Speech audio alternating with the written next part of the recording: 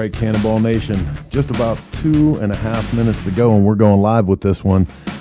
I'm Chris, your engineer, 50 floors below the street level, getting ready to launch another episode of the Cannonball Chronicles. Get ready, get something to drink and kick back, and it'll be a great show tonight. We're just waiting for social media to fill up. Lots of good people in the house already. Cannonball Nation coming at you. Hold on.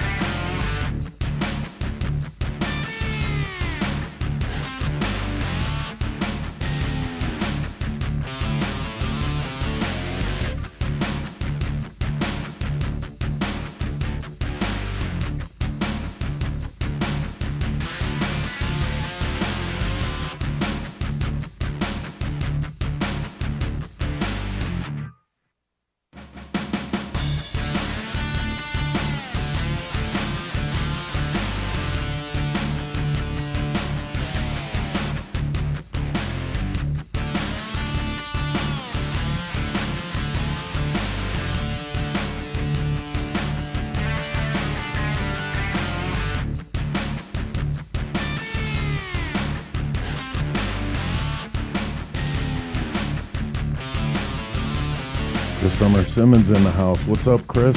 Scott Bird, Draco's Biker Images, my cell phone, Chopper Town, all the Chopper Town Nations here tonight. Thank you, John. Bug Killer Baker, what's up, John? Just hitting the 1 minute mark now. We're going to be going live in just a second.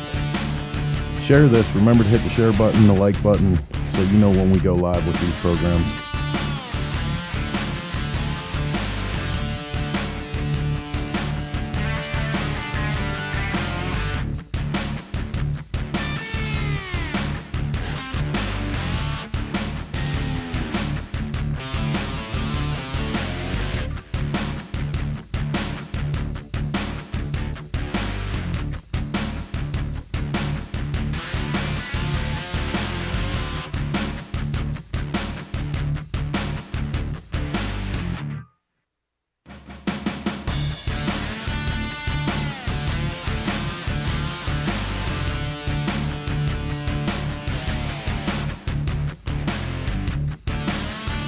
Down to the last 10 seconds. We're going to pull this one out of the station and get started with another episode of Cannonball Chronicles. Here we go.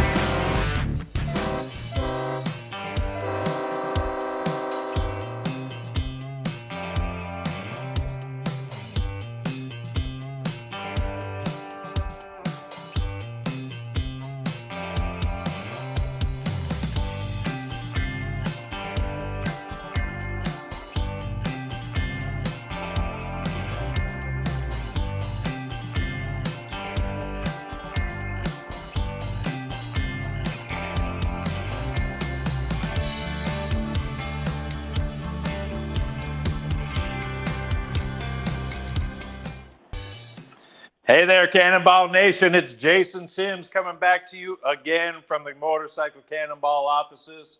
It's, I think, our 5th episode now of the Cannonball Chronicles. Thanks for everybody that's tuning in.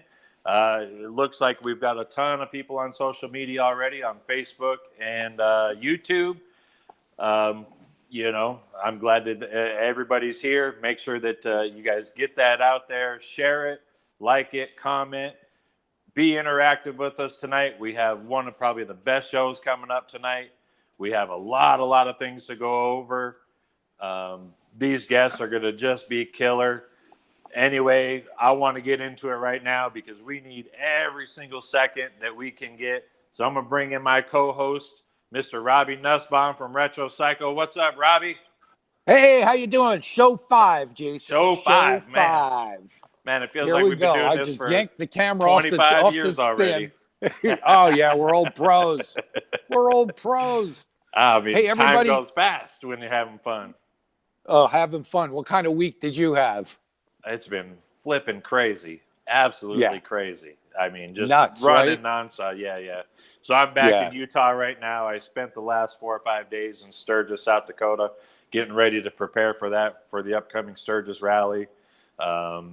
Working on some stuff for Cannonball, and it's just been a really, really crazy time. So My week's been a little bit somber just because I've had some technology issues with my computer, my phone, my email, everything. I mean, it feels like I'm going back to the 1900s, so which isn't a bad thing, to disconnect yourself from some of this stuff. Yeah, off the grid, so to speak, right? Yeah. We even had some technical difficulties tonight getting ready, but here we are. We finally got the show on the air, which is great. We're learning.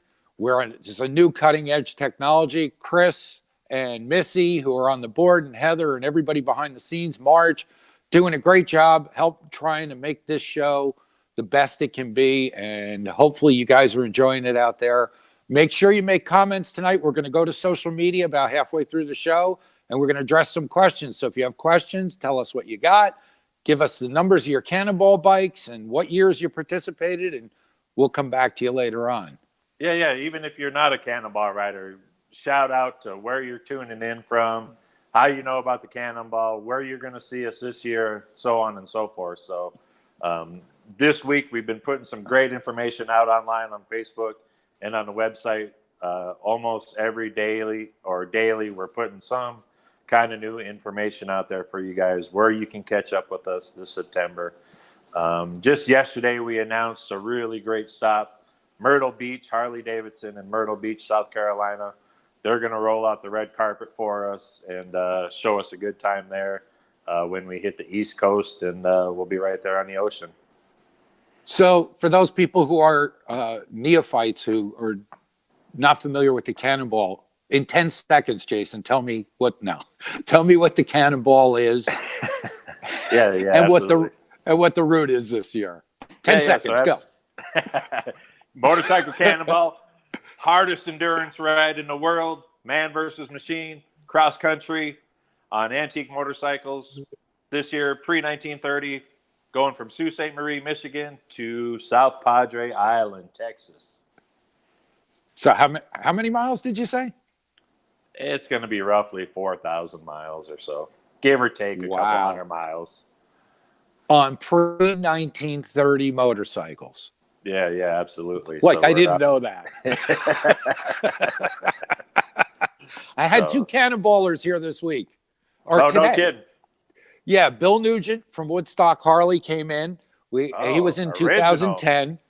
Original Cannonballer. Yeah, one of the originals. Yep. He came in and we had to do a little tune-up on his carburetor and got him out of here, and he left this engine here for me to take care of and get that running again. Oh, nice. And another visitor from far away who I don't want to mention his name on the air, but we're doing an engine swap for him. So today was actually a pretty busy day, and then I had to set up my shot and get all nervous and all kinds of shit like that for the show. So we get back to Nugent. I mean, do we got to call him out that, hey, are we going to see him on another Cannonball or what? Well, I think nice to get some of these original guys back. I think maybe those viewers out there should call Nugent and tell him those previous Cannonballers who know Bill, call him up and bug him. Tell him to get on the Cannonball. Yeah, absolutely.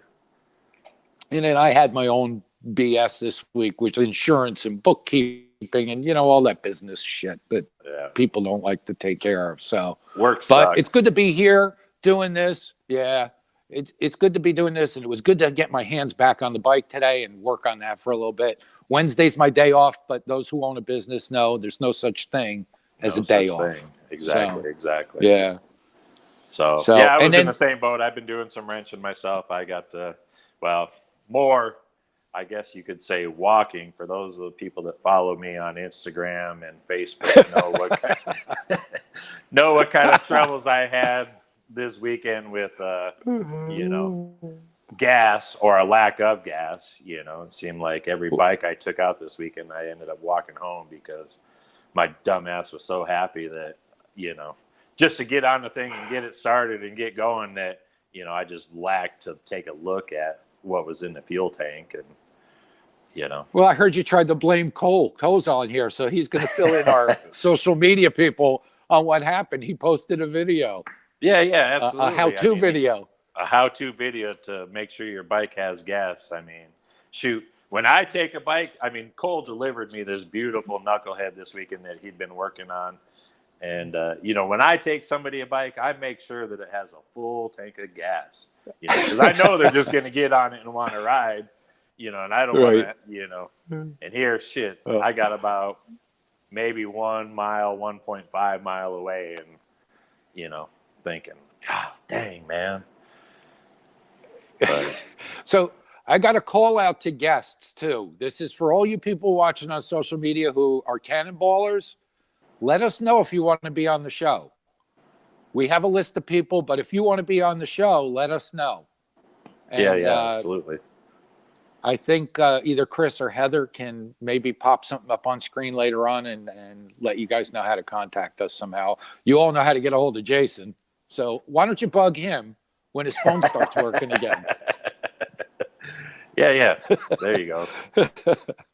And did I tell you I'm going to Verizon tomorrow and getting a new number? A new number. Yes, that's a good idea. Get me one while you're at it, would you? 1-800-RETROCYCLE. Yeah, go ahead and call that. That won't work.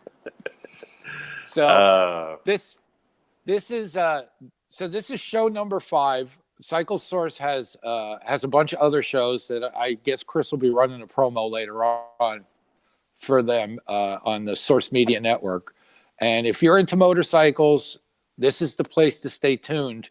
On Motorcycle Cannonball page, on the Retro Cycle page, on the Antique Motorsports Hobbyist Network page, AMHN, Chopper Town, there's a whole bunch of stuff going on. So take a look, enjoy the shows. We got a lot of stuff coming up for you, and we have more shows in the works. So we're building a motorcycle network for you guys out there.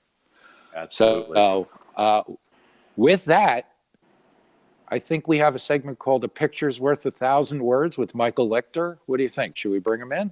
Let's do it.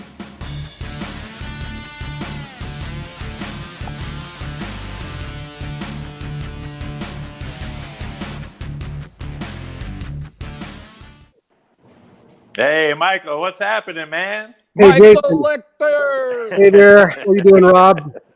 We all set How for you another doing, week Michael? here. Another week. Another week.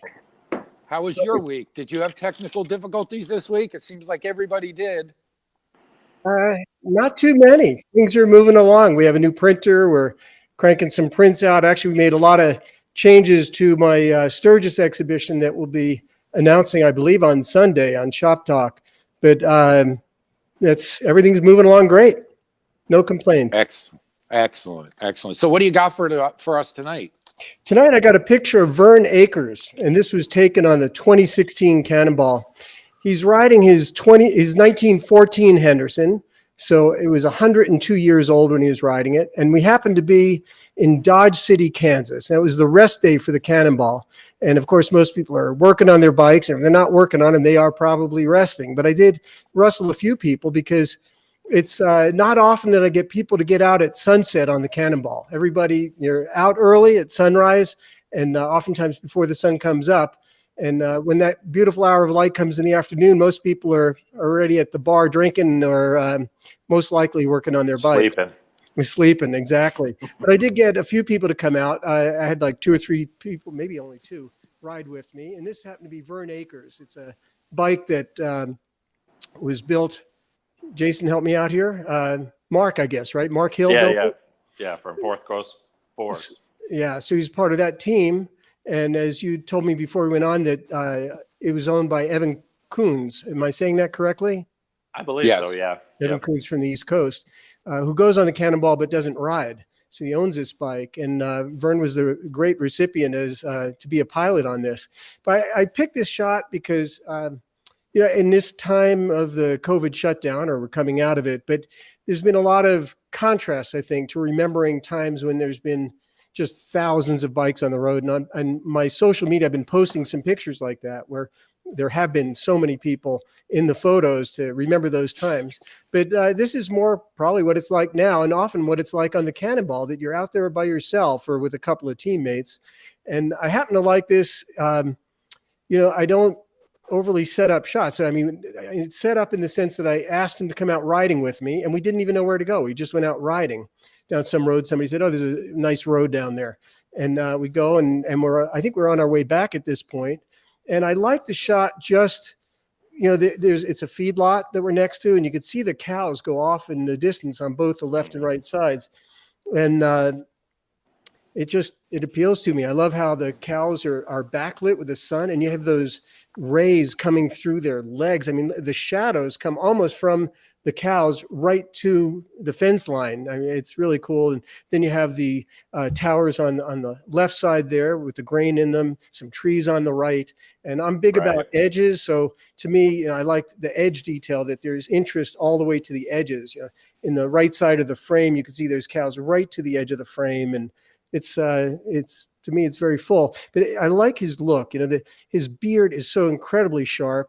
The picture is another one of my slower exposures. You can see the grass is all blurry. The road is like water. It's very blurry. There's no spokes, and he's floating down the road, which I think oftentimes in a Henderson, that's probably what it feels like. They're so smooth, and they sound so smooth as well. But it's very reflective. I love the light on the side of his body there, the shirt and the backlight. There's on the edge, there's a rim.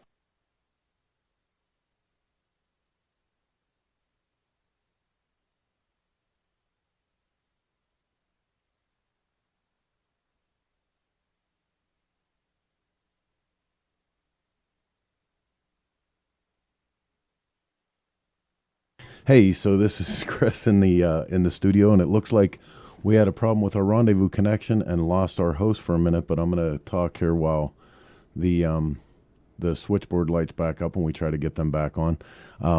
Beautiful, beautiful image from Michael Lichter. This is one of the greatest things about the Cannonball is the moment in time that's captured. We talked about this with Michael early on, getting him to do this segment, and it's really just been a killer opportunity to spend time with Michael and have him explain where he was at in the moment he captured a lot of these images. So we really appreciate Michael being on, and I think with that, for 2 seconds, we're going to take a quick break, try to get ourselves sorted out over here, and we'll be right back with some more Cannonball Chronicles.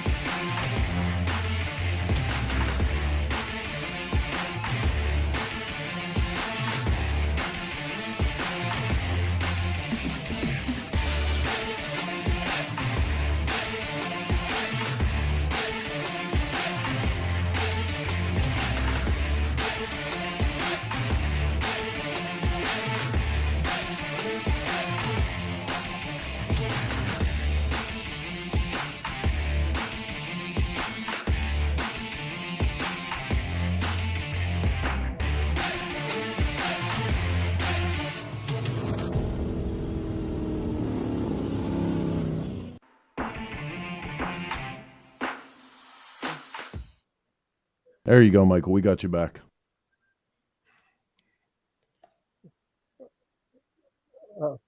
How far do we back up here, guys? Just really, it was just a couple seconds before you guys realized I was gone. So you were talking about. I was watching on YouTube, and it looked black for a while there to me. Yeah. Well, you were talking about the light and the shirt, and that's where we were at. Should I continue with that then? Sort of. Yes, please. All right. Are we live? I'm not getting. Yeah, we're live. You just got a delay. We're live. You can't watch. Okay, guys, I guess we're back on after that technical difficulty. But I was told that I was talking about. There you go. I was told that I was talking about the light in the photograph, and so I think I'll go back to that. Does that sound all right, Jason? Yeah, absolutely. I just have a quick question about that light. Yes. Is that what you call magic hour shot? To me, that's magic hour. And as I was saying earlier, that I don't get many shots like this in the late afternoon, early evening, because the cannonballers are do not want to be out on the road at this point. They want to be in, they want to have the bikes being worked on by them or their mechanics, or they want to be having a beer or resting. So I did ask Vern to come out, as I mentioned, and we went for a little ride. And this was just, it's luck of the draw. And I often say that serendipity is so much a part of my photographs. So I was talking about the light, and I will say it's magic hour. The light that's on his face that's coming, it's like what I'd call a rim light or almost backlight. You can see the cows with the long shadows, and that light is hitting the edge of his arm and the side of his face, and doesn't look very sharp here, but I will tell you, you could count the hairs in his beard. This thing's so sharp, despite it being a very slow exposure. It is crystal sharp, I will tell you that. And it just makes me, as I look at this, especially when I look at an enlargement of it, kind of focus in on him and his face and how it looks like he's deep in thought and just off in his own world, as we often are when we're out riding by ourselves these days in COVID lockdown, or being on the Cannonball, where so many riders, you're in small groups and oftentimes by yourself, you're out there. Right. I'd like to just ask, I've never, just ask Vern, like, what are you thinking about them cows, Yeah. He may be thinking about bigger things than for cows. tonight. I don't know. He could be stuck on it because it probably doesn't smell. It's not like we're going by a rose farm. Right. You know what I like about this picture, Michael, is that it kind of speaks to the spirit of the Cannonball as well as the composition of the shot. He's taking in the countryside. The way he's looking is like he's taking in the surroundings that he's part of.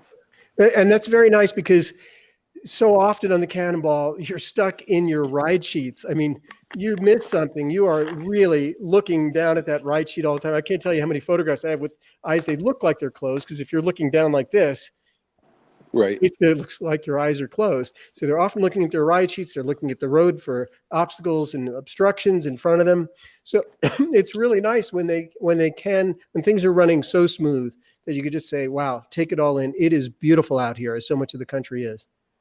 Absolutely. So we have, we should maybe get some questions from this to answer on social media later, and maybe come back to it for a minute or two and answer those questions. If anybody has any questions for Michael, make sure you put them in the chat box. I'll stick Make around. sure you hit. Yeah. So, well, that's the plan for tonight. Michael is going to stay with us and be part of the host compliment tonight. And I think it might be time to bring in our first guest. What do you think, Jason? Absolutely. Let's do it. All right.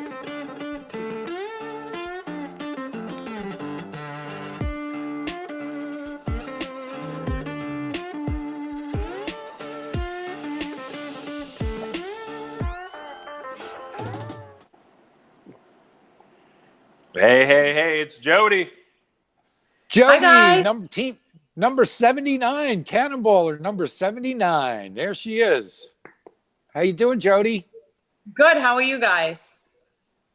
Yeah, we're okay. Jason? Fantastic on this end in Colorado.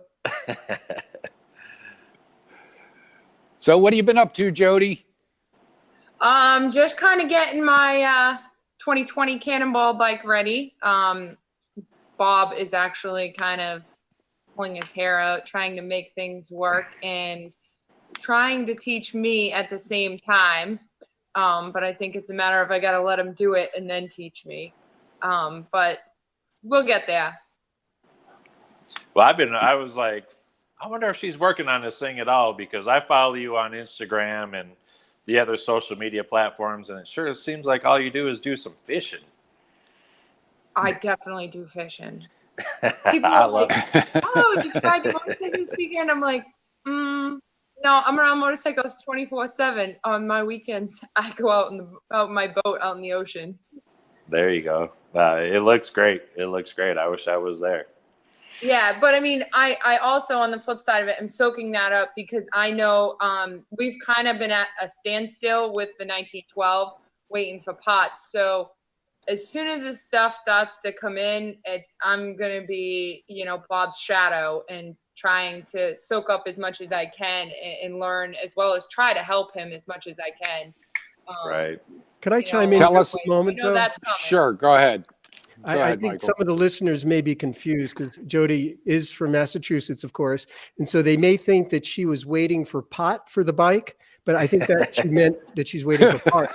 So I just want to be sure there's no confusion there. And let me add one other thing that What a Jody, wicked pisser. one other thing is I would wish that we had a picture of all the viewers that are online right now, because I know that whenever I look at Jody, she makes me smile. And as far as I can tell, when I'm out taking pictures, anyone around her is always smiling. So it'd be a great shot to see all the people watching right now. You think everyone's smiling right now? I do. I think you're making everybody smile. I hope so. I'm Hey, sure. if I can be making 5 people smile that don't normally smile, that's a bonus. It's a good There day. you go. Jody, what are you riding this year in the Cannonball? So I am riding. Doug Feinsod is letting me ride his 1912 Holly single speed, single cylinder motorcycle. So I'm going to be joining the singles club and gonna ride the whole way. I mean, I'm pretty determined, as well as I have, some good people behind me, and Doug is even more determined than I am. He did make a mention last week that I was just he gonna said say it right that. here on the show first that that you're the winner this year. Yeah, he declared I you don't the like winner, to say Jody. that stuff. I am going to try my hardest, and I'm going to put every bit of effort I possibly can into it. And I mean, already I'm trying to soak up as much as I can, but I can at least say that I'm going to put every effort into it. And if I come out a winner, if I come out finishing all the miles, in my mind, that's a winner. So Absolutely. That's That's what my the Cannonball's about. I mean, the Cannonball's not man versus man, it's man versus machine, and that's what the woman. Cannonball was putting together, or woman. Thanks, Rob. I worked. Chris Summer Simmons made me her slave driver on the last one, so I've learned my lesson. Yeah, well, So- she needed to be. She needed to be to keep you in line, Rob. Well, you know me, I'll disappear at a moment's notice, right? Right. Yeah, you'd be out wandering around picking on pot somebody else's bike. What you could do better on it? Jody, say it again. What year and what model? A 1912 Harley Davidson single. 1912. For those people not 108-year-old listening out there, was that? 1912 single cylinder, right? Correct. Do we have a picture of that bike? Did anybody supply a picture? Yeah, we got What it looks a like right bunch of now, pictures going where up on you're the at? roll right now. So, that's So, just the what did you Cannonball. ride in the last Cannonball, Jody? So as it's going through the Um, picture roll here, what are you doing personally to get involved with this year, to get prepared? So personally, this coronavirus has really thrown me off as far as being physical.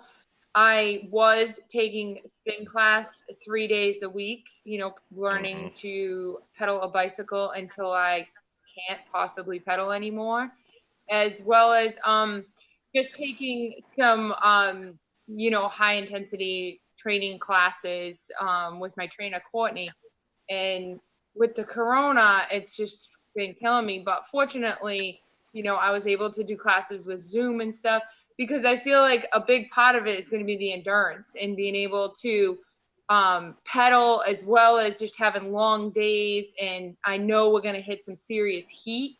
So the heat is definitely going to wear us out. But I think the adrenaline of it, and I know from our other rides, like the Chase, it was so hot on the Chase. I mean, it was like every day It was brutal. Yeah, I mean, Jason. I mean, you and I riding in our full face helmets Right. every day. It was hot and it wears you out. So I know I gotta prepare for that as well. Right. So me physically, I'm trying to do that while the bike is kind of at a standstill.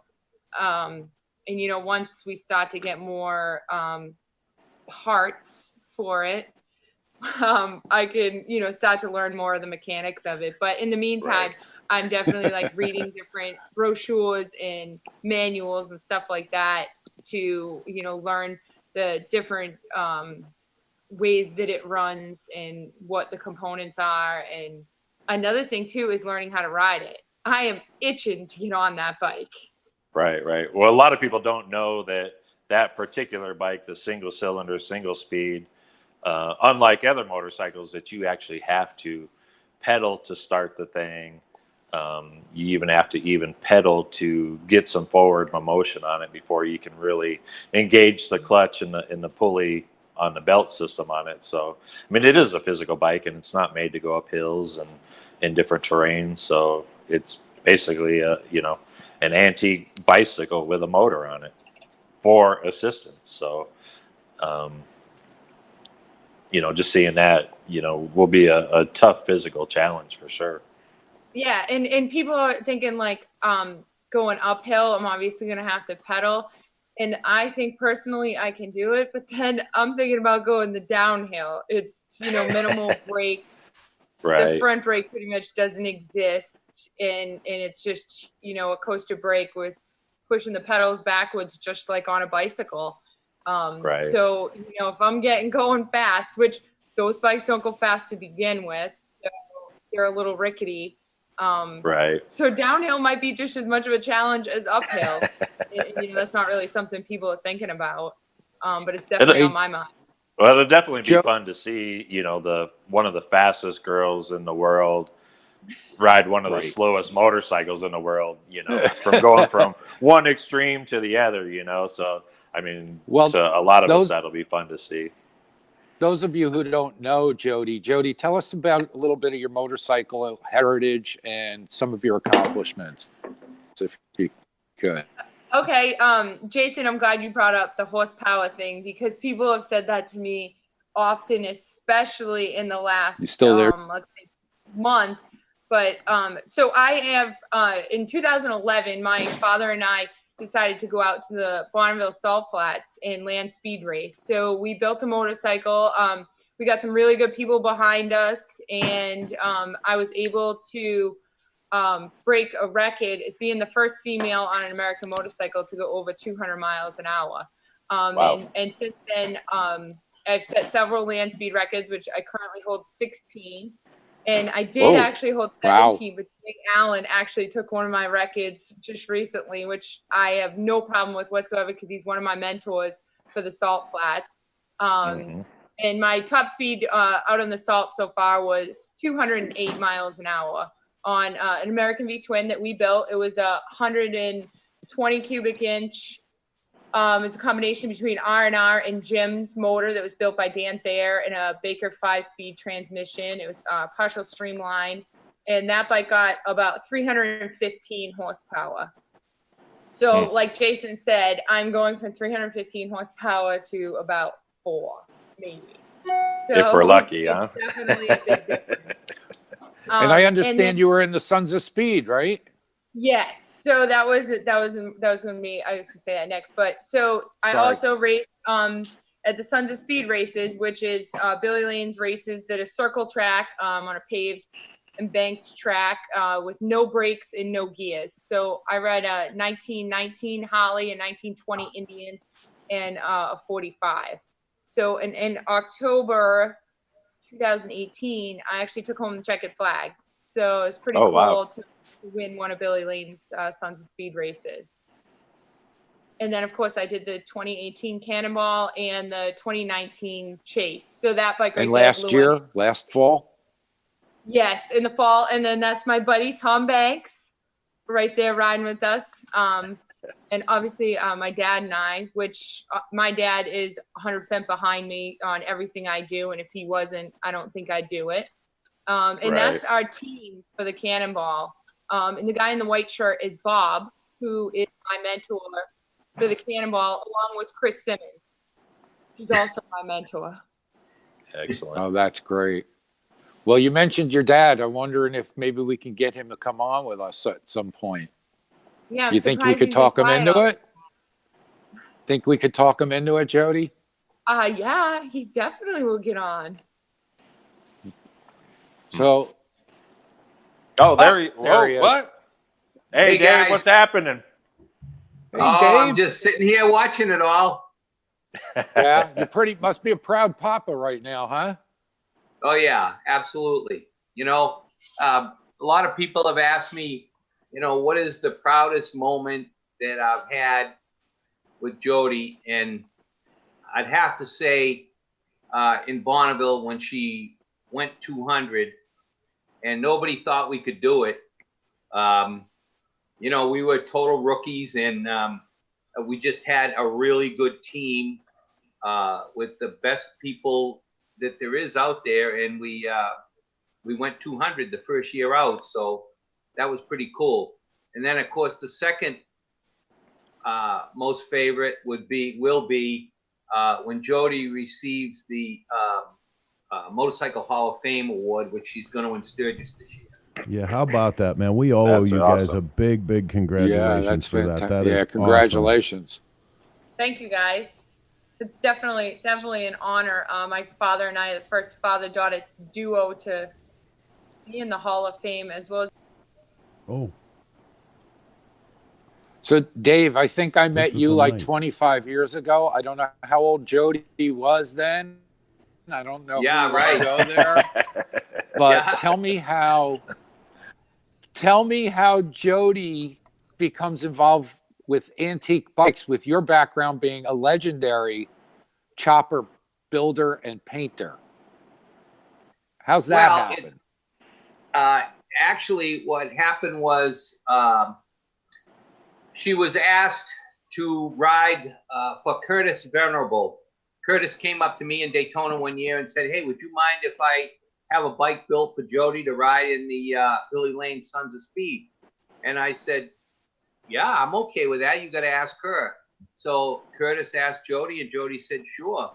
So Curtis had a couple bikes built, and Jody started racing for Curtis in the Sons of Speed. And there was a JD at the track, and we were looking at it, and Jody said, "Boy, wouldn't it be cool if I could do the Cannonball on an old JD?" And I said, "Well, you probably can." And Jody talked to Curtis about it, and Curtis said, "Yeah, let's do it." And Curtis bought a kind of a junk JD, and we redid it from top to bottom with the help of Bob Gamache and several other people, Dave Nault, and that was her first Cannonball bike. That's great. So Jody, And it was a sweet bike. That was a good bike too. yeah. So 2018 being the first Cannonball, share some 2018 Cannonball memories with us real quick. So here's a good story. So first off, Rob built my motor on the Cannonball bike, and that bike ran like a champ. I literally had no problems with it the whole entire way. It didn't skip a beat. So definitely big props to Retro Cycle for building a Thanks, great motor Jody. for that bike. But so in the beginning of the Cannonball, I was kind of like, I don't want to say by myself, but I knew guys to a point, but I wasn't in you guys' antique clique, so to speak. And Circle. there's definitely people had their own opinions of me, knowing that I've been in the industry, my whole life. My dad, he is who he is, and whatnot. And about maybe a third of the way through, I noticed that this guy kept riding beside me, kept riding with me. And then we'd stop and, we'd kind of make small talk and whatnot. And then he'd say, he commented on my exhaust. He's like, "Man, that exhaust sounds really good. That motor sounds really good." And I was like, "Oh, Bob made it," because he did. And, Rob built my motor, whatever. So then, a day or two later, he said, we kind of became friends and whatnot. And he was like, knowing that I was kind of riding by myself, or with people, like I rode with Chris and Dave Minerva here and there and stuff.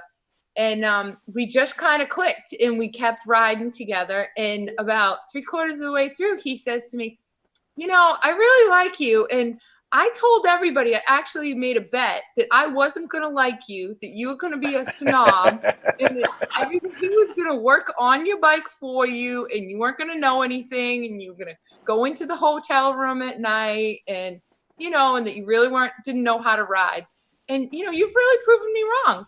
And I was like, wow, I didn't expect that at all. I am definitely hands-on. I try to soak up as much as I can and learn as much as I can. And here we go, 2 years later, and that person was Doug Feinsod, who is now kidding. one of my good buddies and is letting me ride his bike on the 2020 Cannonball. So go figure. Right. Well, No, just the friendships and Doug will not everything hold else that you make on the back Cannonball are too. great. So the fact that he even said that to you does not surprise me. Yeah, he definitely doesn't hold back. No, Michael, he definitely doesn't. Michael, I have a question for you in this. Now, how long has it been that you've been photographing somebody in the motorcycle industry with the last name Perewitz? Oh, wow. Well, it must go to the early 80s, but I know that I stayed at their house, and I'm not sure if it was 85 or 88. Jody, what year were you born? 82. 82. It could have been, it may have been 88. So maybe you were 6 years old then, but that's when I stayed at their house. So she was pretty much a baby at the time. But yeah, I have some pictures I found of Dave from the Rendezvous in 84, I think. The Rendezvous. Yeah. Was he, Mike, was he one of those people on the picture that you showed a couple weeks ago that your son liked, of the guys peeping through the holes in the walls and not in the bathroom? The ladies' shower room. Yeah, the shower. I'll give him the benefit of the doubt and say he wasn't there, but he was nearby. Yeah. I wouldn't doubt it. He was probably in the shower. He was there that year, and he was very svelte. I'll tell you that too. Pictures in Sturgis over the years as well. So all over. I remember even from the who remembers being in Daytona when the Harley Ride-In show was at the Hilton, which was like, now I don't even think it's a Holiday Inn. It became a Holiday Inn. It was way south Daytona, and they had the Ride-In show there for a while. But anyway, yeah, a long time. Good memories too. A lot of great memories with that family. Dave's been a good friend to a lot of people in this industry too, and never been one afraid to share his thoughts or memories or anything like that. Dave's been really there for a lot of people. He shared more than that. He did an amazing flame job on my RevTech Panhead little chopper. It's gorgeous. Oh, does he paint flames? I didn't know that he painted flames. Oh yeah, now and again. And I was a beneficiary of those beautiful flames. So I'm anxious to see what are you going to give us any insight, Jody, tonight of what we're going to see on the 1912 as far as the paint job? So that is like the $1 million question. That's probably the only thing that Bob Gamache and I fight about, is he is very traditional, and obviously I am not. So I keep teasing him that I'm going to paint it pink metal flake. Ooh. So, that would piss off a lot of period people, but I like it. Well, maybe you could compromise, like maybe one side can be pink and one side can be like original paint or something. Yeah, we can scuff it up and let it rust a little bit. Right.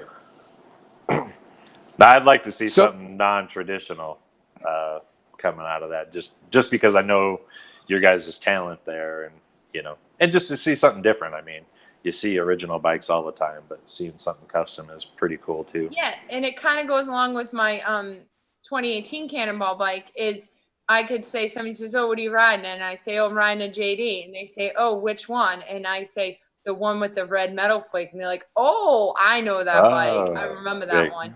Versus if I say, "Oh, the green one," it's like, kind of minuscule. So if I see him riding the single, which this year I have heard, Jason, there's quite a few singles. What's going to make mine stick out? Right. Maybe you got to paint it orange and black metal flake and get some money out of Rob here. Yeah, it could be the retro 12 single.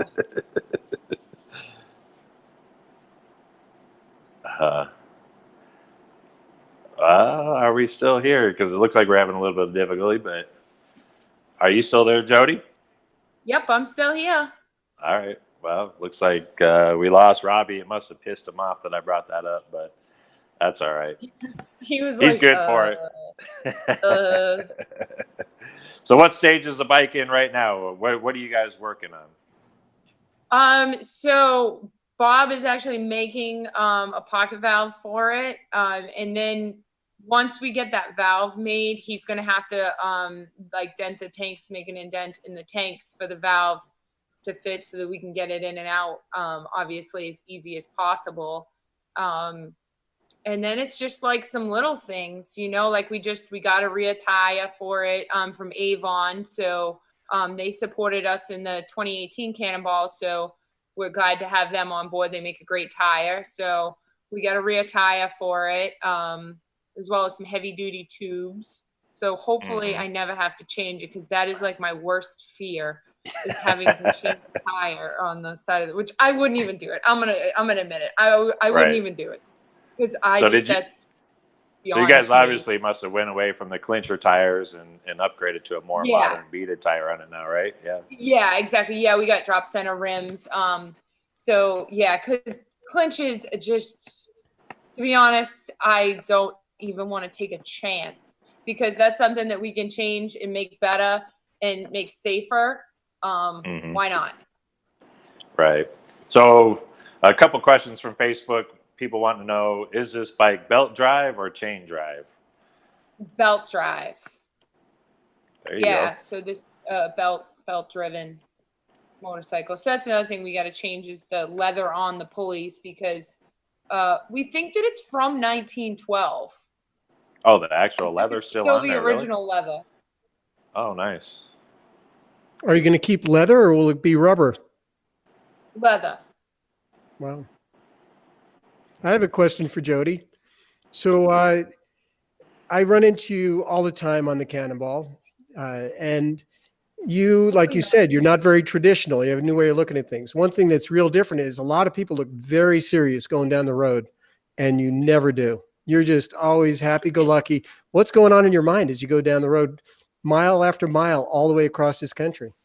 So I find that, you know what, no matter what, like I soak up the experience, and it's, if I, you know, granted I've had very good luck, and if something should go wrong, it's like, okay, let's brainstorm and figure out how we can fix this.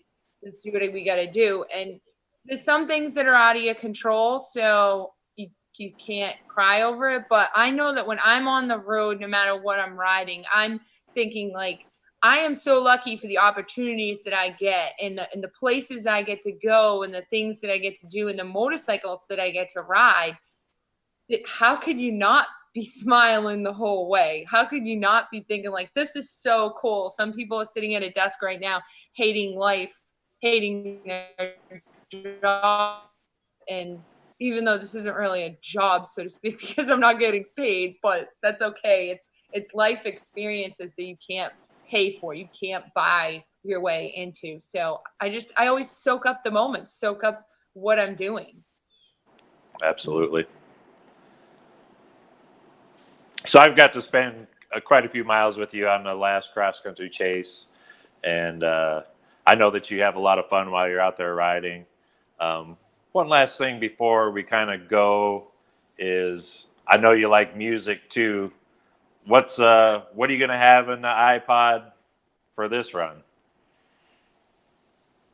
That's a good question. I'll probably. I don't think it's going to be Toto, Jason. No Toto. I don't think so. Everybody should listen to Toto. Jason and I were swapping music, iTunes playlists on the chase, but I've been listening to a lot of like classics, like Van Morrison stuff, Ray LaMontagne, like a lot of stuff like that. I like that stuff.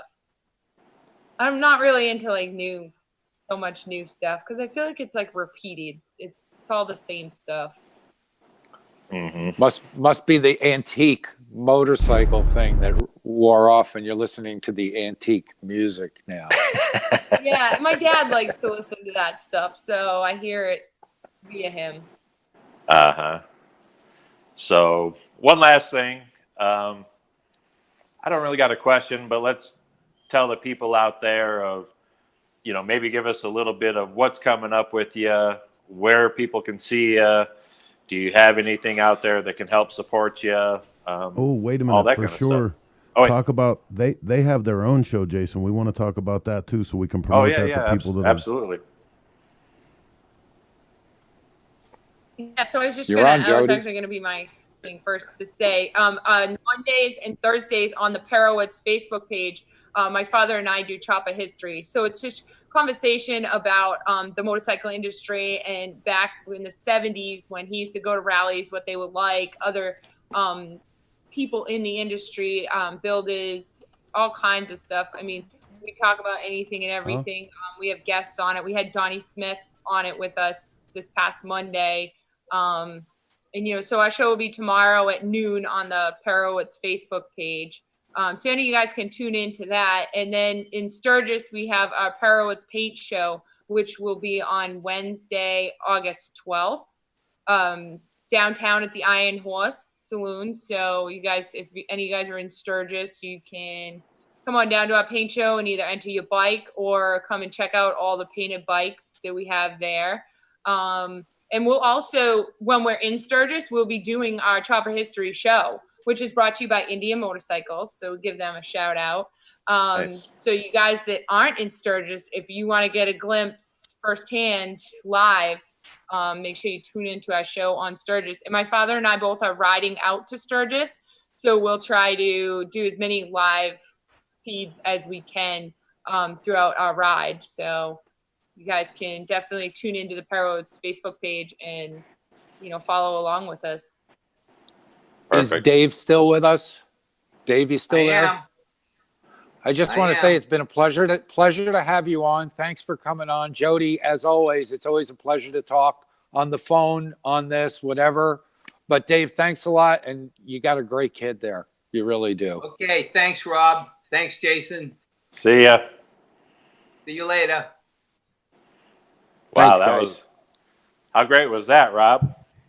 Oh, it's great. Well, you know, I just always enjoy talking with Dave and Jody always brings a smile to your face. And like Michael, like you said, you hardly ever see her with a frown or worried about anything. She's loving life and she's rising to the task, you know? Living large. It's amazing what she's done and accomplished over the last 5 years. It's crazy. Yeah. So I think at this point, we're going to take a break, go to one of our sponsors, help us I gotta support get the a show refill. here. Jason's got to get a refill. Michael, you got your beer this week or what? I'll go run and get it. We'll run and get it. So You gave me hell we're going to last week take, when I did that. I'm drinking iced tea, but I got something else to spike it with in a little while. But we're going to take a break and we'll come back and we'll answer some viewer questions. So if you haven't asked any questions yet, when we come back, we'll answer them. Get them up there.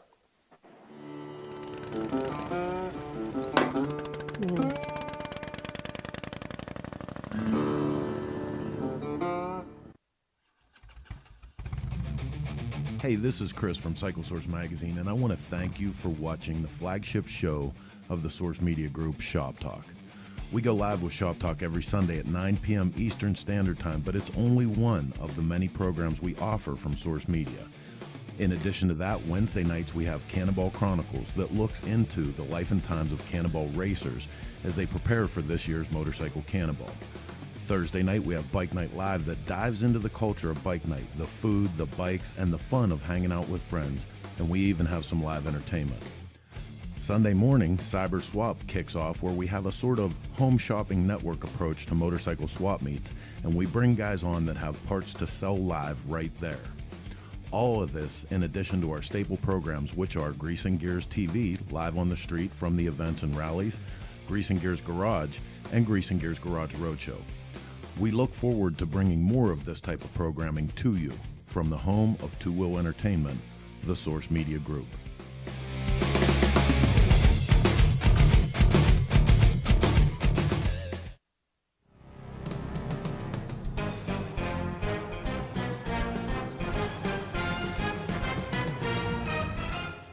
We're really excited to be here. We're really excited to have a good time. It's my brother G-Man. It's obvious to see someone put a lot of money into that bike. Let's get into this one. Holy cow. Factory tags. Rarer than hen's teeth, people. There's a brand new Baker kicker pedal. Go like $75 on that. I didn't hear the rules yet. George and I have to see if we're allowed to bid. You are allowed to Oh, we bid. are? We were wondering Yeah. about that. Hey, we're all at the swap meet, man. I'm sorry. Okay. This is an 81 650 special motor.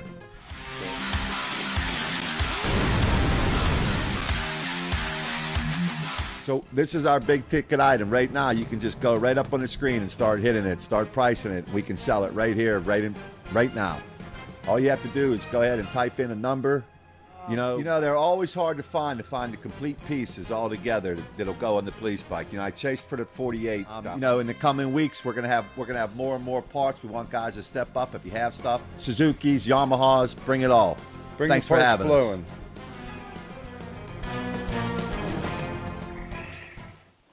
And we're back. Wow. For all you guys that haven't seen Cyber Swap yet on Sunday mornings, it is excellent. Really good stuff. They've had some really good people on there with no swap meets happening. I was supposed to be on this last week. You guys had a chance to get some of my parts. Since they postponed it, I may have to pull that stuff off the table. I've been having anxiety about selling some stuff. So. I've been waiting for a chance to nub through your stuff. You know, playing hard to get doesn't work for you, Jason. I wouldn't pull that one. But I'm excited. I'll probably be on this Sunday on Cyber Swap. So you guys have Nice. a chance to come see some of my stuff, and I'll offer up some good stuff for sale. So, Well, maybe I should come on Cyber Swap on Sunday and talk your stuff down and sell my stuff. Oh. That's all right. Where's boo? There you go. I don't really want to get rid of the stuff anyway. So, Oh, there we go. Bumping up the price. hey, there's a reason I So- got that stuff. Yeah, you liked it. At one time, I did. Let me ask you a question. Are you ready to answer some viewer questions? Can we go to the studio and have a look at Missy and Heather or whoever's in there? Chris, I don't know if we want to see you, but you're probably there in the chair. There he is. So what do we got, Missy? All right. So you guys have a lot of Cannonball people in the house tonight. I've been writing them down here real quick so we could say, hey, Tom Banks, Chris Simmons, Mike Brusso, Kim Unra, Dave Courier, Team White Trash, Colin Sheba, Bill Redensel, Mark Tatum, Bob Zoella, Trish Chance, Scott Bird, Vinny Gasser, Richard Campbell, Chris Tribby, Doug Wathke. Wow. And we even have a viewer checking in from John Bartman's bar out there in Illinois. Yeah. Oh, So, awesome. But there's a lot of questions. I seen Kelly Modlin popped up on here. We got he's got a really that's very cool event coming up on Yep, I do. I July see Kelly on there 10th now. and 11th. I'll give him a quick little shout out for his event coming up in Augusta, Kansas on July 10th. He's having like a little 130, 150 mile road run. And then on that Saturday on the 11th, they're having a swap meet, bike show, consignment auction, just all kinds of fun there. Great museum at the Twisted Oz there in Kansas. It's free. One of my favorite places to visit. Kelly and the crew there are flipping awesome. Make sure you get out there and support if you can. So. Okay, well, I've been keeping track of these questions for you great. guys. So what do you got? First one to pop up was Dale Kerr, and he wants to know what the H stands for on FLH. Was that like a chase question or something? No, it means help me.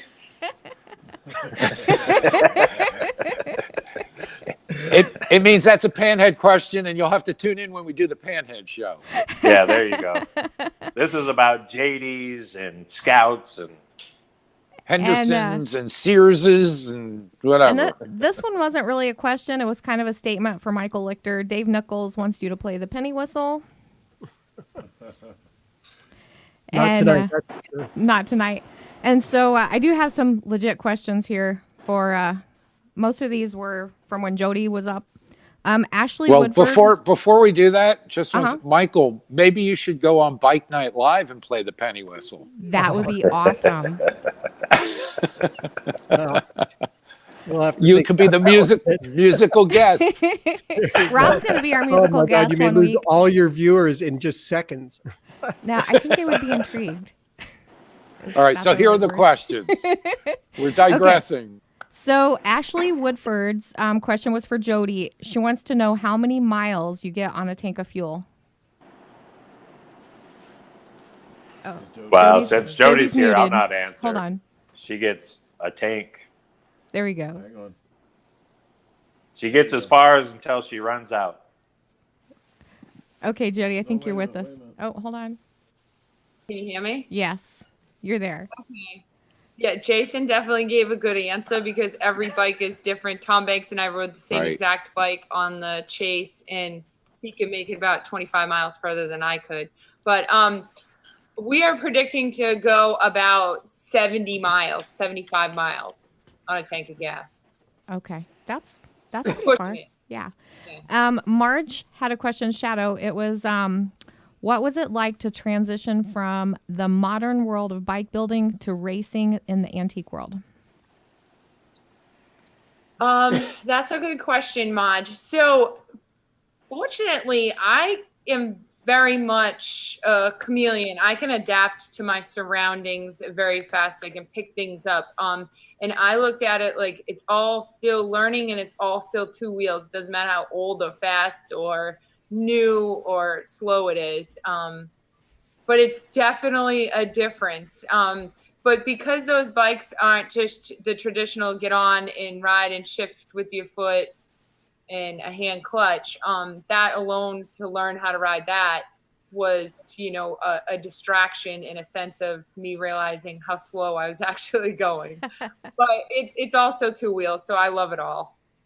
Awesome. You had one marriage proposal, and it That's wasn't the same one that you had last Sunday. It wasn't No, it was from cocaine.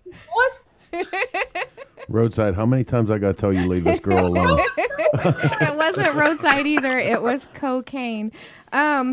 Chris Tribby has been asking all kinds of questions, but I think he's just trying to figure out your strategy so that you aren't a threat to him.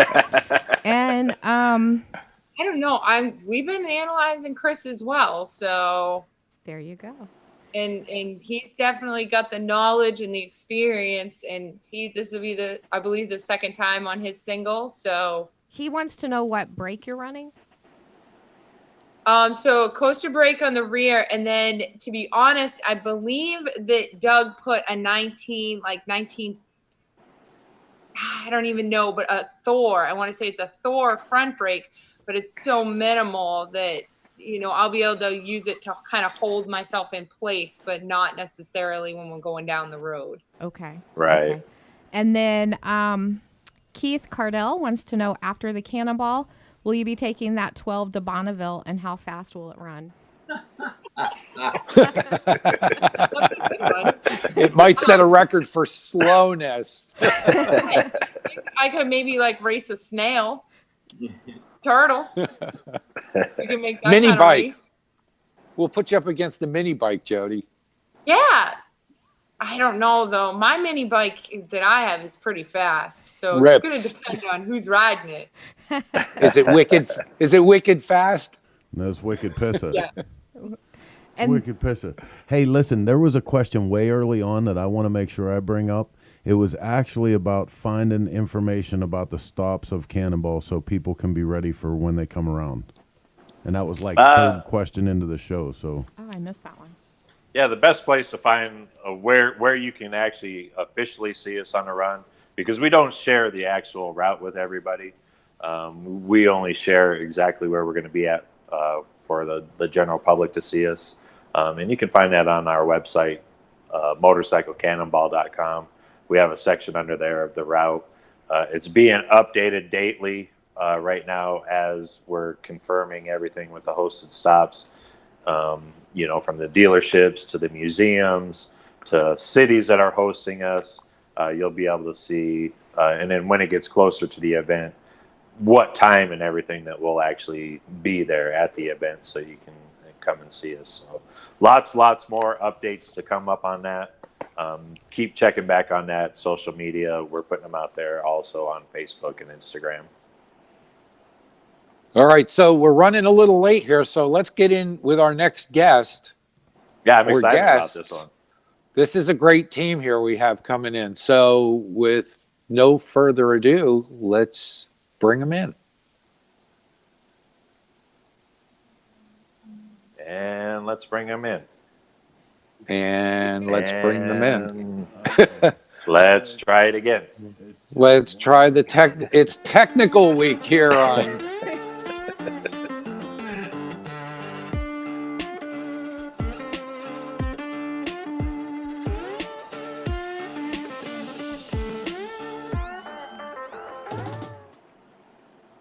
Well, hey there, it's Team Doc. What's happening, guys? Hey, look who it is.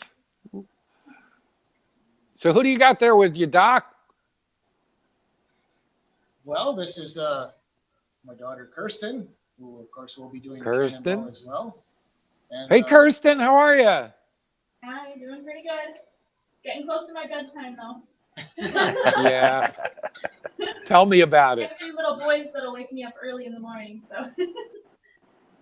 Yeah. This lady on my left over here is Therese, and now she is my fiance.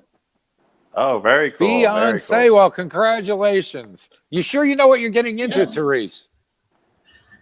Well, that's hard to say, but yeah, I do. I think I know what I'm getting into, but this Cannonball thing will be all new to me, but I'm very excited about it. Oh, Can I recommend some of this Doc's Cannonball moonshine, perhaps, to help you through?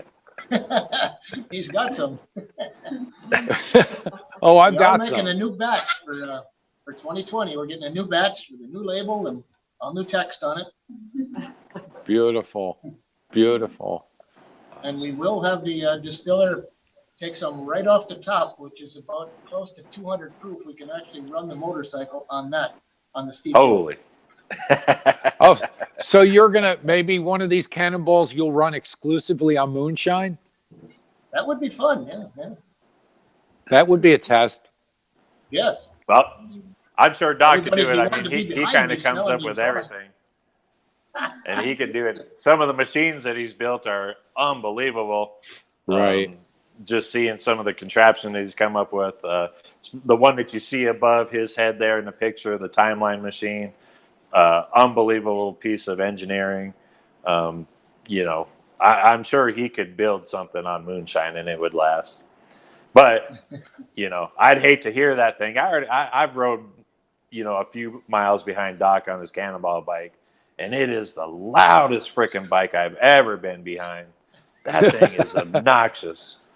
I mean, I don't know. You know, Kersten, she spent the whole entire Cannonball behind Doc last year, and I don't know how she did it.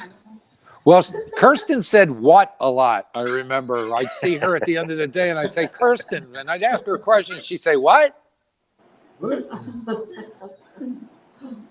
So tell us what you guys are riding. What are we riding this year? And do we have photographs to back that up?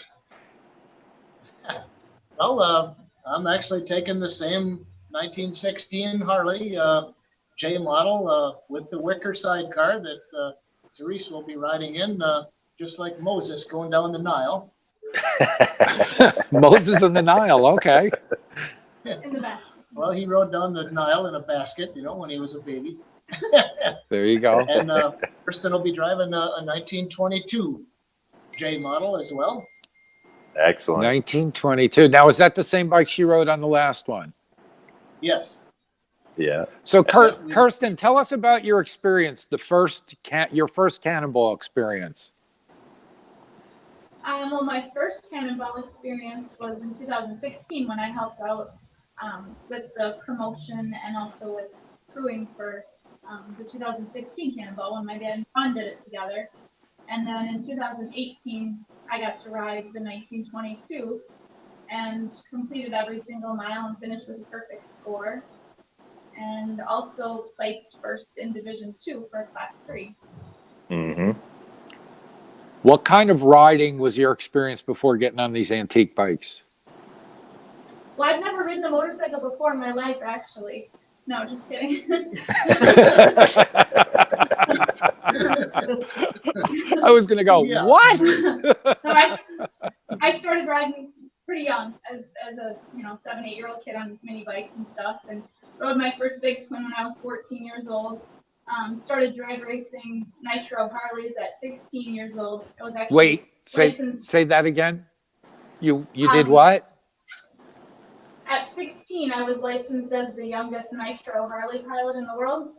So it was the 120 cubic inch carbureted nitro bike, high gear only. Started that at 16 years old and been doing it ever since. Wow, I knew you were young, but I didn't realize you were that young. Yeah, I didn't realize 16. Well, I would have done it earlier, but they wouldn't let me until I had a driver's license for a car. So I had to wait till I had my driver's license for a car. But I actually had my competition license for the drag strip to ride a nitro bike on the drag strip before I had my street license to ride a motorcycle on the street. Now you're still drag racing, right? Yeah, we're actually planning on possibly racing in Humboldt, Iowa, 4th of July weekend, and then we'll put on our own local drag race in Kaukauna the following weekend, July 12th, and then also planning on racing out in Sturgis this year. That'll be August 10th, I believe, 9th and 10th. Normally we would go to Bowling Green, Kentucky in September to drag race, but this year we'll be busy doing Cannonball in September. So. As well you should be. Right, Jason? Exactly. Yes. Doc, what are some of your favorite memories from the Cannonball? Some specific things that stand out to you? Well, I recall one morning we got up and got ready to get up to the line, and I put Kersten in the sidecar to go for just a little warm-up lap in the parking lot, and I touched the rear brake and it locked up and twisted the whole rear wheel up and bent the frame and tore the fender struts loose, ripped up the whole side of the frame, and we had to be on the line in 45 minutes. So we lifted the motorcycle up and carried it over to the vehicle, and we got out the torches and straightened out the frame and bent everything back and took the rear brake right off, front brake all day, and got the thing up just in time to leave on time. It ran all day with just the front brake on it, but wow, that was a pretty touch and go thing there. Yeah, pretty exciting. Yeah, amongst other things. And that's a favorite. That's a favorite. That's one of your favorite memories, huh? Well, it was one of those. Yeah, just one of those that's really stick in your mind. Favorite memories are just, it's just such a wonderful experience driving these old motorcycles all that distance and all on back roads. It's so beautiful. Most of it is just gorgeous, and it's just a wonderful experience, that not many people get to do. Right. And then you've had some really good luck doing it. I think if memory serves me correct, that you were, I think, the first person to break the sidecar code of being able to make every single mile of the Cannonball with a sidecar with a passenger on it. Yeah, when we first signed up in 16 for that, they told them we were going to do it with the sidecar, and they said, gee, don't waste your time or ours. It's been tried before. You're never going to make it up the hills, and if you're on our sweep truck more than 3 times, we're kicking you out because you take up more room with your sidecar. And it's like, okay, well, we're doing it anyway. But I was never on the sweep truck once, and so I'd like to know what the difference was. Because I remember we had a Wicker sidecar from Australia that came in, and then another one from Arizona, and they had lots of problems. Going up the hills was really tough on all those guys. So what changed? What did you figure out?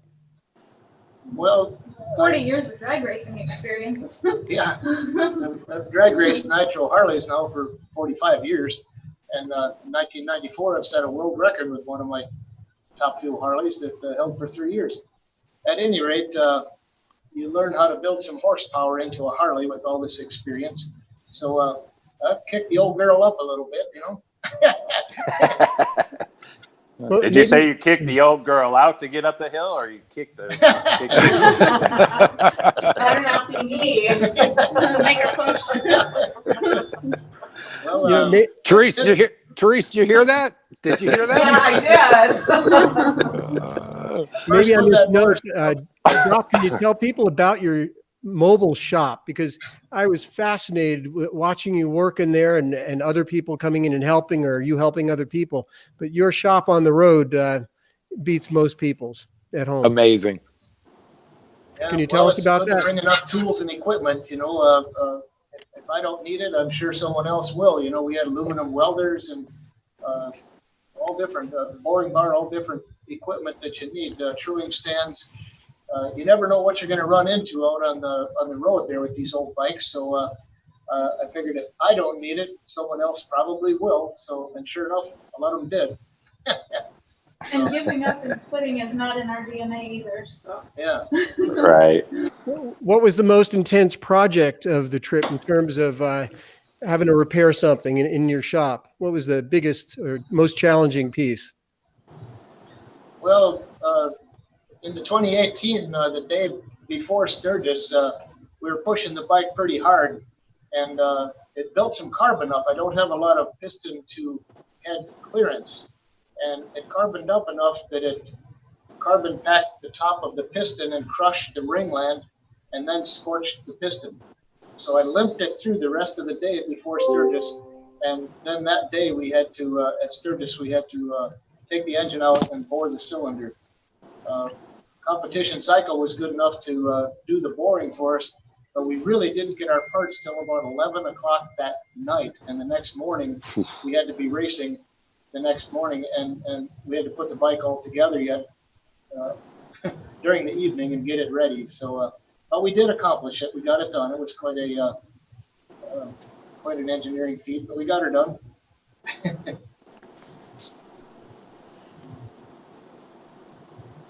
Jason, you got anything? I'm all just trying not to step on each other. No, I'm in such a trance just listening to the stories. I mean, it's the stories like that of doing a complete motor rebuild or, a complete overhaul in the parking lot, no regular shop, no nothing, and watching these riders kind of put these things together. And I mean, that's really what makes life-changing, impressions on people, not just the riders, but also the general public. And, seeing teams like this is unbelievable. There's a rumor out there that Doc's operation in Bonduel, Wisconsin is very unusual. I'm wondering if there's any truth to that rumor, Doc. Well, at our billboard sign, it says "like no other." We have 72 acres here.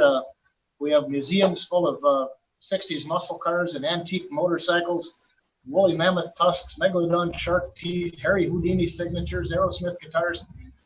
We have 128 animal zoo here with birds and snakes and tortoises and iguanas and alligators and Whoa, slow down, Doc. Hold on, you're going too fast. Did you say you have a zoo? Yeah. Yeah, I love animals. This whole place is really kind of a culmination of everything I love and enjoy. I also love cooking, so we have a barbecue house on site that I brought all my homemade recipes to. I made my own rib cooking machine in the back. It weighs 5,000 pounds. Only burns apple wood and charcoal, and it has a stainless steel water box, which keeps the moisture content in while you cook the ribs. We have a new entity now that we just got going this spring. It's called Jackass Flats. And, now this is a therapeutic donkey experience that you can come to the Harley shop, and while you're waiting for your motorcycle, you can stroll down to the far end of the property and go into this little Jed Clampett style building. Very old looking, rough sawn wood, hillbilly stained glass windows and old antiques and stuff. But you go in the building and it's surrounded by about 4 acres of field, and there's donkeys in the field. So when you go into the building, the windows open up and the donkeys stick their head in the window, and you feed them treats. And there's also musical instruments in the building. So you got who's the jackass in this scenario is what I want to know. Well, there's musical instruments in the building, and you can play to the donkeys, and they don't care if you're good or bad. You know, the donkeys love it. And we also have a small bar and a refrigerator in there, so if Teresa and I are down there, we can serve you a beer or a mixed drink, and you can actually have a beer with your jackass friends. So this boys and girls at home, this is what happens. Would you say 45 years of racing with nitro fuel? This is what happens. That affects you after a while. Hey, One you thing guys I'd like to say earlier, about Cannonball. Oh, go ahead. Pardon me? Yeah, go ahead. Oh, Go ahead. one thing I'd like to say about the safety of Cannonball this year concerning the coronavirus. I'm going to make sure that everyone is very safe this year because I'll be wearing this on occasion.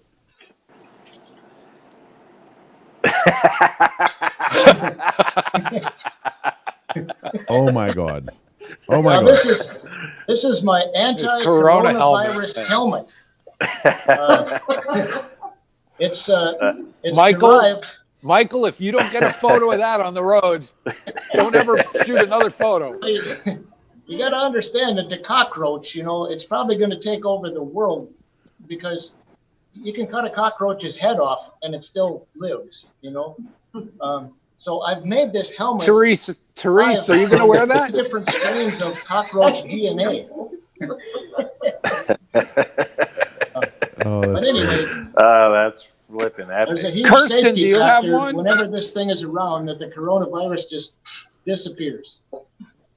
Kirsten, do you have one? Therese, do you all have helmets, matching helmets? I do not. No. It emanates off of all of these to everyone else, you see. That virus is really catching. Yeah, that's fine by me. That's fine by me. I feel much safer knowing that. Yes. Yeah. Well, anyway. You guys mentioned that epidemic, and I was actually out serving curbside at the Timeline Saloon and Barbecue, we call it. I was doing curbside pickup and delivery here with this helmet on, so people would feel extra safe. Anyway, so I would be gotta have safe one of around that those. thing. What happened to Michael? There. We lost Michael's audio here. Oh, I'm sorry, guys. I think that's a great glimpse into Doc's wit and humor, but I think the bike behind him, the Timeline bike, is also a bit of that. I'd love to hear a little bit more of that story. I'd love to know if we'll ever see that come into Sturgis. I've actually had it to Sturgis twice. It's been down the Sturgis drag strip. If you go to YouTube and type in Timeline motorcycle, you can watch a 4-minute video of it on its way to Sturgis with 10 people on. And then it ends up with the video going down the Sturgis drag strip with 10 people at all 7 engines running. Did you ever have that on Main Street? It was just a block off Main Street at the Harley, Black Hills Harley over there. We had it on display there one year. I'd still love to see it ride down the block, but that's absolutely we should amazing get it to machine. Sturgis again. So what's the story behind that? What's the story behind that whole bike? thing started, I built this bike in 09. And actually in 08, I built another bike that had 4 flathead 45 cubic inch motors on. We call that one the 45. It seats 5 people. It has 4 engines and seats 5 people. So we call it the 45 because it's got 4 45 cubic inch engines in it. And they all run and they all are timed together and they all kickstart together. You kickstart all 4 engines at once with one kickstarter. But that motorcycle in 08, I built in 17 days. And the reason I built it in 17 days was to get it to the Harley 105th anniversary in August of 08 and run it through the parade. And we did so. It made it through the parade, the 45. So then the following year, I decided, okay, I got to do something with big twin motors. And it kind of dawned on me that there's really 7 major heavy hitter engines from the very first V-twin in '09 to the twin cam of today. So I went ahead and got all of these 7 engines, built them all, and built the whole motorcycle. This one I spent 7 months building, but it has 2 front forks and 2 rear wheels so that you can bear the weight, because the motorcycle weighs about 3,000 pounds, and 10 passengers is about another 2,000 pounds. So you're trying to balance 5,000 pounds, kind of like balancing a 65 Chevy. Amazing. But if you look near the back, there's 2 12-ply aircraft wheels in the back that come off of some huge roll bar looking things there, and I put in huge 1-inch Harley wheel bearings and made some special billet rims so they'd be extra strong. But the bike essentially tips on one side or the other, and when you're stopped, and when you get going, everybody just keeps their feet on the foot pegs, and you get going. Now with 10 people on there, that bike takes me between 35 and 38 miles per hour to be able to feel the gyro in the motorcycle and keep it balanced and keep it up off the wheels on each side by about 2 inches. And that's how it goes down the road. And, on the way to Sturgis, we averaged 50, 55 miles an hour. I did have the bike to 70 at one point during testing, and I took my hands and put them up in the air, and everybody said, "Don't look." But anyway, so it's a real canyon run. carver. It's not just 7 random motors. It shows the rolling history of all the air-cooled big twins from 1909, when they came out with the first V-twin, to present. So it starts out with the old F-head in the front, and then flathead, knucklehead, panhead, shovelhead, evolution, twin cam. They all run. They all power the bike. They're all chained together. They're all timed the same. They all sing the same song at the same time. Oh, is that It's cool? been to several places around the United States, to different shows, Boston, Very and cool. Indianapolis, and Cleveland, and it's been to Harley Museum 4 different times. We've taken it down there. They like to see it because it shows the rolling history of all their air-cooled big twin motors. Right. So, This says a lot about some of you Harley dealers. I mean, you and then what Dale Waxler built before he moved down to Maggie Valley, and he had his Harley shop and museum. So it definitely attracts a certain kind of person to be a Harley dealer, I think. yes, it does. Dale's a wonderful guy. So these guys, Doc, you brought something up earlier about you and Therese are engaged, you said? Yes, we're going to be married August 21st. So Cannonball is going to be our honeymoon. Ooh. Wow. Awesome. Just How about that, eh? what a girl dreams of her whole life, I bet, right, Therese? Right, from a girl that the last time I drove a motorcycle or on the back of a motorcycle, I was in high school, and I think it was a Kawasaki, to now being engaged to Doc of Harley Davidson. So you never know, right? Right. Well, you're not going to one exotic location. You're going to hit a whole bunch of them. That's So, right. Yeah. This will be a great experience. What a memory it's going to build. I believe so. I'm very excited. So where are you guys at now for 2020? Are you guys done working on bikes? Did you do anything from last year? Just put gas and oil in it, or what's happening? Well, I've actually taken both of the engines apart on both the Cannonball bikes, Kersten and mine, the 16, and just refreshed them and checked a few things, and made a couple little upgrades of tricks and things that I've learned over the years here. So hopefully it just gets better and better. I'm also just about completed with the 1924 that I've been working on, collecting parts since 1914, in the hopes that Kirsten's husband Shannon gets a number for Cannonball, and he will drive the 1924 if he gets in, if that's a possibility by the time Cannonball gets here. So yeah. Where So is Shannon? Is Shannon is there Shannon tonight? there? Is Shannon there with you? He's babysitting for the kids. She's got him working. He's not We in have a the. 9-year-old. He's not. He's not in the building.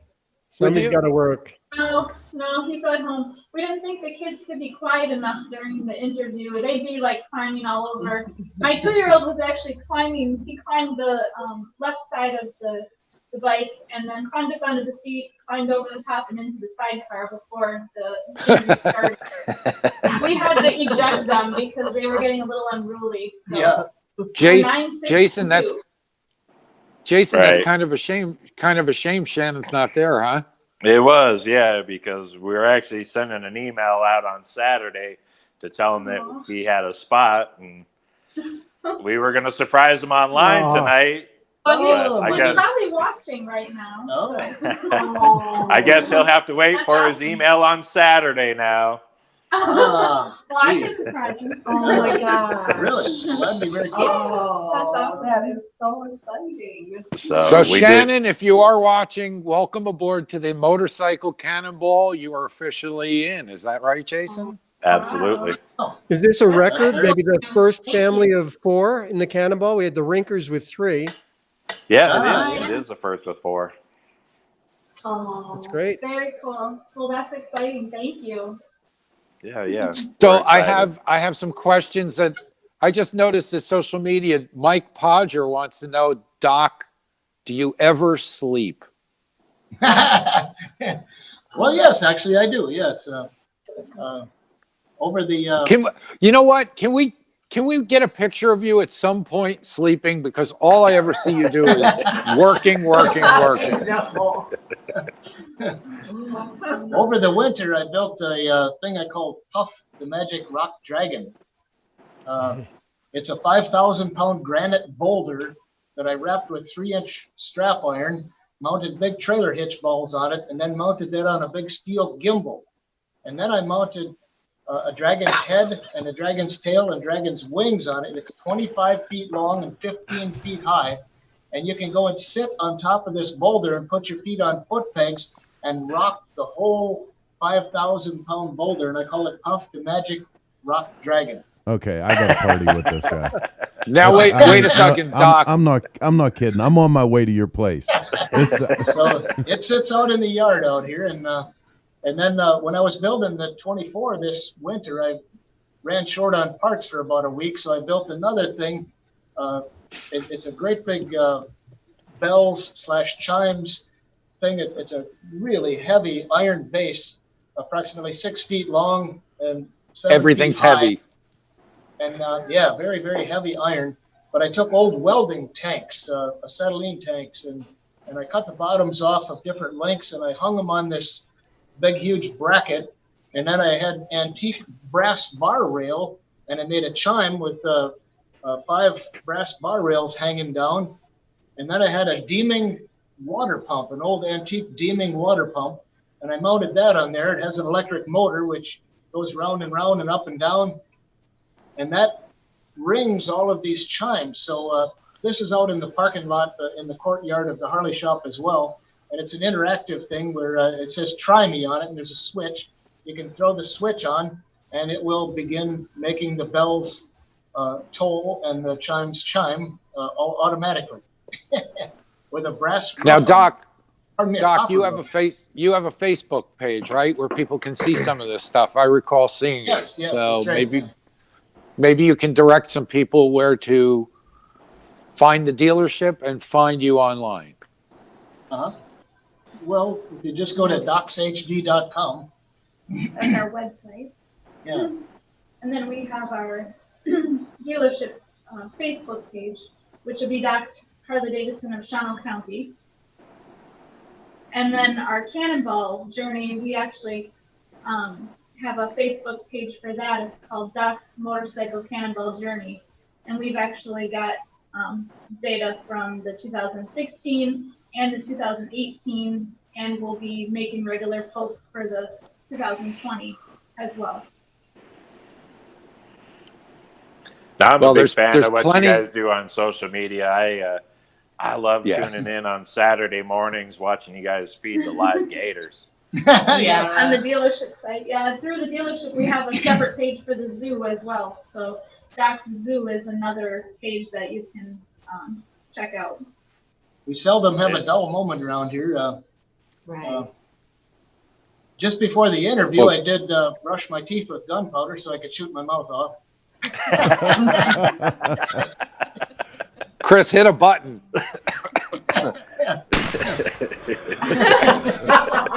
I think Doc's teeth just went off. One last question here for Doc, or maybe Jason. When will the Cannonball possibly go through Wisconsin and visit Doc's place? Because I think everybody would love to see this. Shoot, if Michigan doesn't open up right now, we may have to start from Doc's this year. Yeah. There you go. Jeez, yeah. Well, maybe Well, you got we're gonna have to stop in there, I think. Right. you got plenty of room, right, Doc? Oh, Absolutely. We have 72 acres here. Is Jason going to get the Lot to see. lighthouse? Yes. We'll roll out the I think barrel if and hire a polka band. Sounds like a great place for a rest day, going coast to coast. Yeah, absolutely. Yeah, we have customers from around the world stopping in here all the time, and a lot of them spend the whole day here. Yeah, I know it's talked about as one of the biggest destinations in the Midwest just for even Harley dealers, but not even just being a Harley dealership, just to take in the sights and everything that happens there and the craziness and, getting you to watch, the different contraptions that you're building at the time and, taking stuff out and blowing stuff up and. Right. I'd like to come photograph it, but I'm afraid it's going to take more than a rest day. I think it'll take a few days of hanging out to get there. Well, we've got a lighthouse for you to stay in that you would absolutely love. Yes, absolutely. I'd love to. I'll put it on the calendar. Thank you. So I see Shannon just found out that he's in. And he said, wow, that's awesome. I got a number. So, Aww. Shannon, welcome aboard. He texted just him typed and- in on social media. What a great surprise. Oh, So, Yeah, he's super excited. there's nobody that's so that's more great. And we'll have to bring, deserving. we'll have to bring Shannon. We'll have to bring Shannon on and see what his anticipated feelings are and emotions are about participating in the Cannonball as a rider. So since So, he's at a a new future guy, date, we'll bring him. since he's a new guy, does he get to ride behind Doc's loud machine or what? Yeah. I'll give them earplugs. Yeah.